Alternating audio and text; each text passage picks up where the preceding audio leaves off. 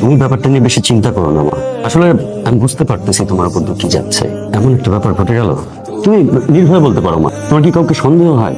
তুমি বলো আমাকে, আমি কঠিন শাস্তি দেবো। আরমান, তোমার ঘরে মা বোন নেই? স্টুপিড, তুমি কি করে পারলে এরকম একটা কাজ করতে? স্যার আপনি কোনো প্রুফ ছাড়া আমাকে চার্জ করতে পারেন?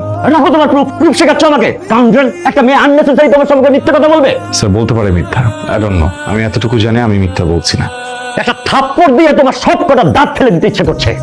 কাউন্টার, শুধু আমার কাছে পর্যাপ্ত প্রমাণ নেই, তোমাকে আমি দেখে নিতাম। তবে তুমি ভেবে নিও না যে তোমাকে আমি ছাড় দিয়ে দিচ্ছি। আজ থেকে তুমি দেখবে তোমার জীবনটার প্রতি মুহূর্ত আমি কেমন কষ্টকর করে দিচ্ছি। You are suspended for next 1 month. Malda সব সময় পিস পিস করে খালি তাকায় থাকে। এবার এমন এক গেম খেলবো আর পিছে পিছে ঘুরতেও পারবো না, তাকায় থাকতে পারবো না। আরমান, আমি জানি এটা তুমি, প্লিজ আমাকে যেতে দাও। দেখো ভার্সিটিতে যা হইছে হইছে, কিন্তু এটা কিন্তু বেশি হয়ে যাচ্ছে। দেখো আমার বাসায় যেন অনেক সমস্যা হবে। দেখো আরমান, আমি ভার্সিটি ছেড়ে দিব, আমি তোমার সামনে আসবো না। প্লিজ আরমান, আমাকে যেতে দাও প্লিজ। তুমি একটা জানোয়ার, একটা অমানুষের বাচ্চা। একটা মেয়েকে কিভাবে ট্রিট করতে হয় তুমি জানো না? এমন কেন করতেছো তুমি আমার সাথে? আমি কি করছি তোমার? তুমি কেন করতেছো এমন? আমি জানতেও চাই না তোমার।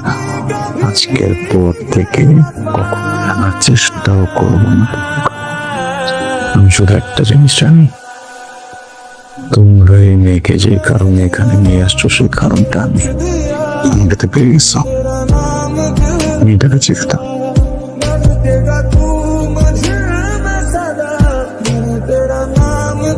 আরে কনগ্রাচুলেশনস। এবার খুশি তো তুই, তাই না? কেন? আরে কেন আবার? ওই আরমানকে শুনলাম কারা জানি পিটাইছে, পিটায় হসপিটালে পাঠিয়ে দিছে। শিক্ষা হইছে, একদম ভালো হইছে। তোকে কি জ্বালানোটাই না জ্বালাইছে। দেখ, যাকে চিনিস না জানিস না তাকে নিয়ে উল্টাপাল্টা কিছু বলবি না প্লিজ। ভালো একটা মানুষ। ওয়েট ওয়েট ওয়েট ওয়েট, কি বলতেছিস সেগুলো? তুই তো মাথাটা থেকে গেছে।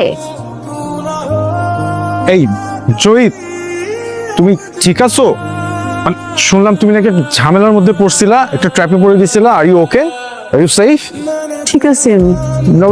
শুনলাম যে আরমানকে নাকি কারা খুব বাজেভাবে মারছে, হসপিটালাইজ করা হয়েছে। মানে ওর কি ট্রিটমেন্ট সব ঠিকঠাক ভাবে চলতেছে? সব ঠিক আছে ওখানে? তুমি কিভাবে জানলো ওকে কে কিভাবে মারছে?